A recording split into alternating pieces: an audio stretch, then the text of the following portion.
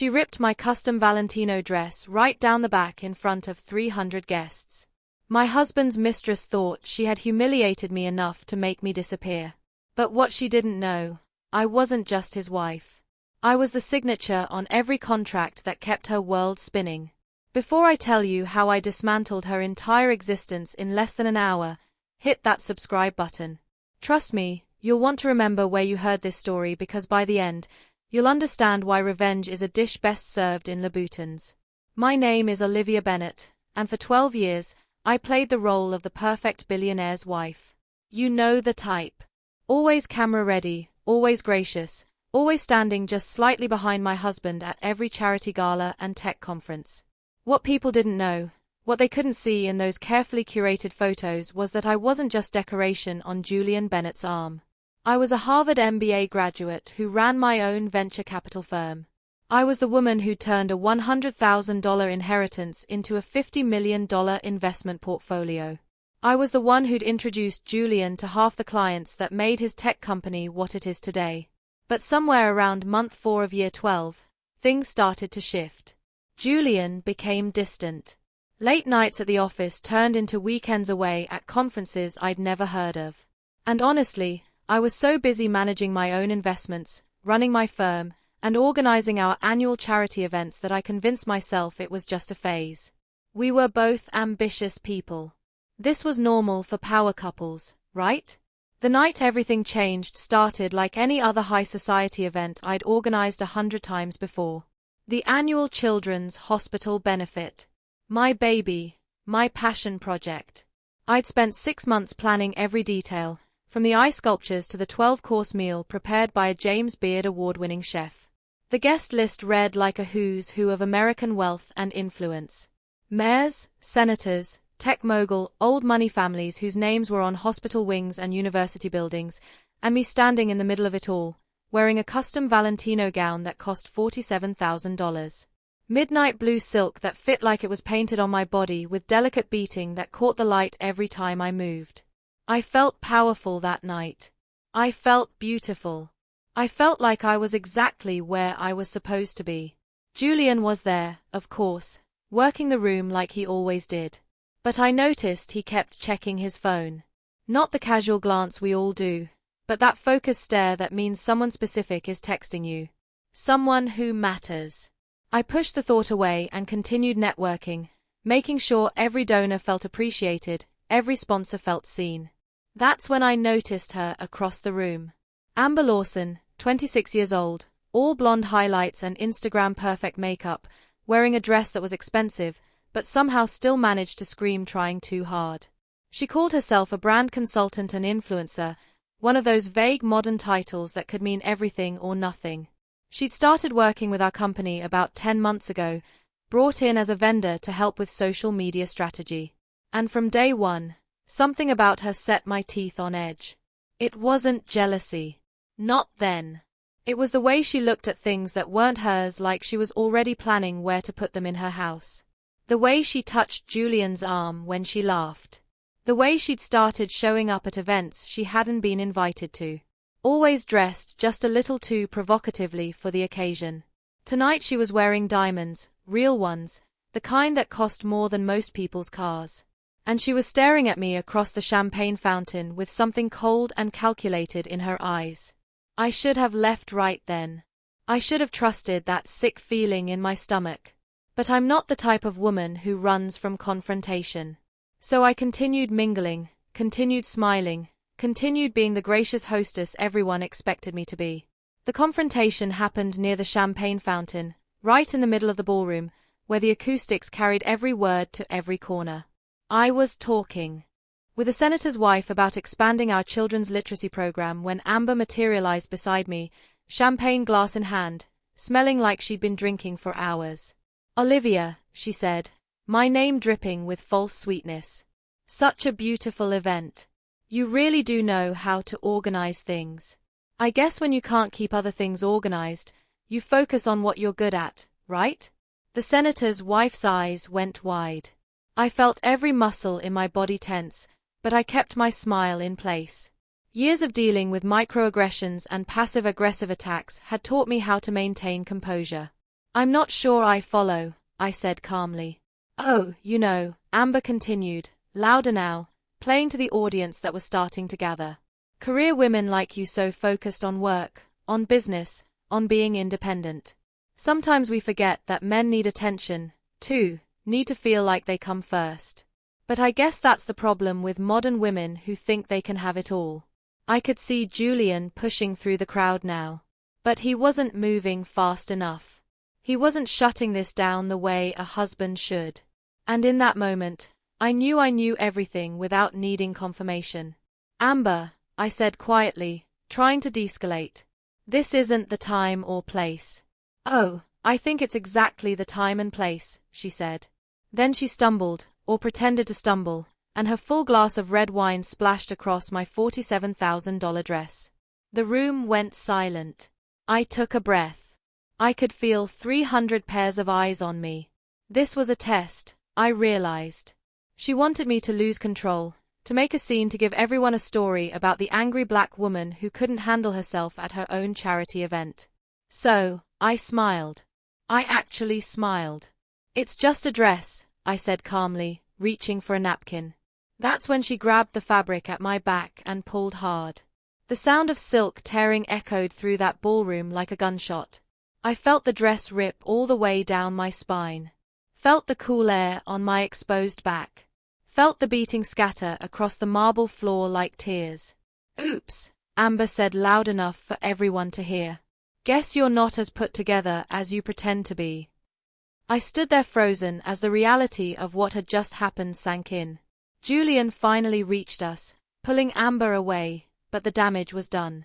300 people had just watched my husband's mistress humiliate me at my own charity event. They'd watched me be exposed, vulnerable, torn apart. I did the only thing I could do.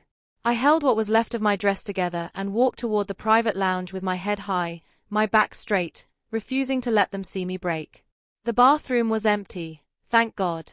I locked myself in the handicapped stall, the biggest one, and finally let myself fall apart. Makeup running, hands shaking, the pieces of my expensive dress hanging off my body like ruins. I looked at myself in my phone's camera and barely recognized the woman staring back at me. But then something shifted. The shock wore off and underneath it was something else. Something cold and sharp and absolutely clear. Rage.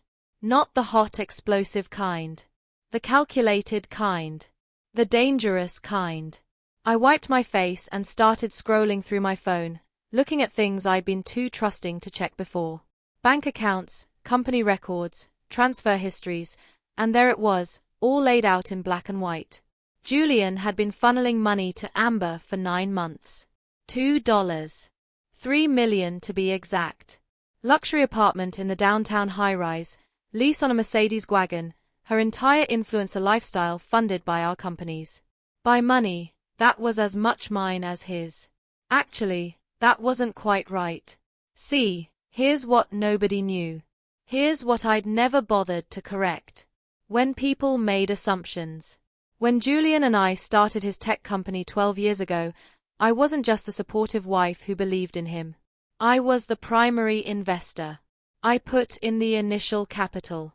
And when we structured the company, my lawyer, who was smarter than Julian's, made sure I held 51% ownership, not 50/50ths, 51%. Julian thought we were equal partners. The board thought we were equal partners, but legally, contractual, I was the majority shareholder. And that wasn't all. Over the years, I had quietly invested in 6 subsidiary companies, positioned myself on 3 different boards, and built a network that made me untouchable in the tech investment world. Julian was the face of our empire, the charismatic CEO everyone loved. But I was the foundation. I was the money.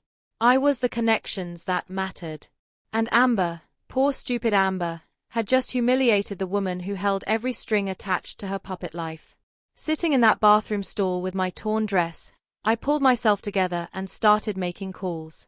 First call, my divorce attorney. Wake-up call at 1000 p.m. emergency. Retainer. Divorce papers to be filed Monday morning with a complete asset freeze. Second call, 3 board members I'd mentored and promoted over the years. Emergency meeting Monday morning. CEO vote to be reconsidered. Third call, the management company for the luxury apartments downtown. The building I'd invested in 2 years ago. 30-day eviction notice for Unit 45502. Amber's apartment. Fourth call. Contact list of every brand Amber worked with as an influencer. Every single one of them connected to me through 6 degrees of separation or less. Quiet words about brand reputation and association. Fifth call, Julian's biggest client, the contract that made up 30% of our company's revenue. The client who'd only signed because of my personal relationship with their CEO, built over years of charity work together. All of this from a bathroom stall in 20 minutes while my mascara dried in tracks down my face. When I finally emerged from that bathroom, I'd transformed. I'd pinned what was left of my dress with decorative clips I kept in my clutch, fixed my makeup, and straightened my shoulders. I walked back into that ballroom like I owned it. Because, legally speaking, I did. The venue was rented through my foundation. The event was organized by my team, and half the people in that room owed their careers to introductions I'd made or investments I'd approved. I found Amber quickly.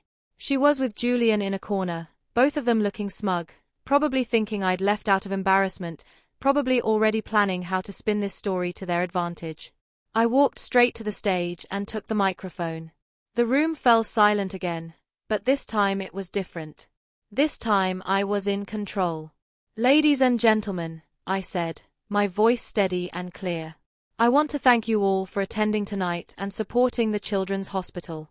Your generosity means everything to these kids and their families. In fact, I'm so moved by your support that I'm personally pledging an additional $5 million to the pediatric wing renovation." The room erupted in applause. Cameras flashed.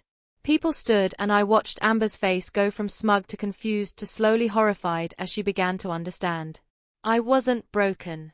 I wasn't hiding. I was untouchable. After my speech, I handed the microphone back and walked past her.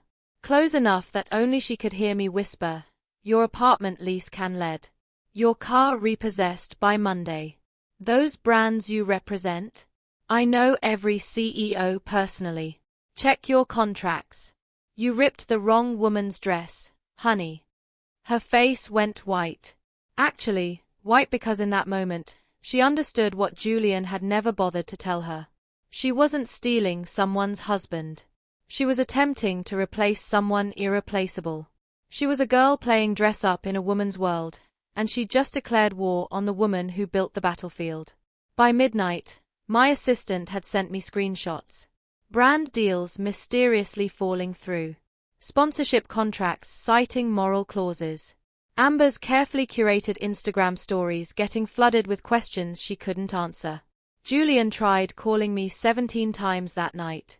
17 times I watched his name light up my screen and sent it to voicemail. He finally understood, I think, that this wasn't a fight we were going to have. This was a dismantling. This was the consequence of mistaking my grace for weakness, my silence for ignorance, my trust for stupidity. 3 months later, I'm sitting in my newly renovated home office, a penthouse I bought with my own money in my own name, and I can tell you how it all ended. I kept the company. Julian got a settlement much smaller than he wanted after the board unanimously voted him out and installed me as CEO. Amber moved back to her hometown somewhere in the Midwest. Her influencer career reduced to trying to sell detox teas to a few thousand remaining followers who didn't understand what had happened. I didn't destroy her out of vindictiveness. I simply removed my support. Everything she'd built was on a foundation of what I'd created. The money, the connections, the access. When I took that away, there was nothing left standing. It turns out you can't build an empire on borrowed power. The dress cost $47,000. Watching her world crumble, absolutely priceless. But here's the real lesson. The thing I need you to understand, the revenge wasn't in the destruction. It was in the revelation. Amber thought she was taking my place. Thought she was winning some competition for Julian's attention and affection. What she didn't realize was there was no place to take because I was never standing beside power, never just the wife, never just the woman in the expensive dress. I was the power. I am the power. And no one, not a mistress, not a cheating husband, not a room full of witnesses to my humiliation could ever take that away. So the next time someone tries to tear you down, literally or figuratively, remember this. Know your worth. Build your empire in your own name. And never, ever let anyone make you forget who you are. If this story reminded you of your own power, smash that like button and drop a comment telling me about a time you stood up for yourself. Subscribe because next week I'm sharing what happened when Julian tried to get the company back. And trust me, you won't want to miss that. Now go be the power, not just the arm candy.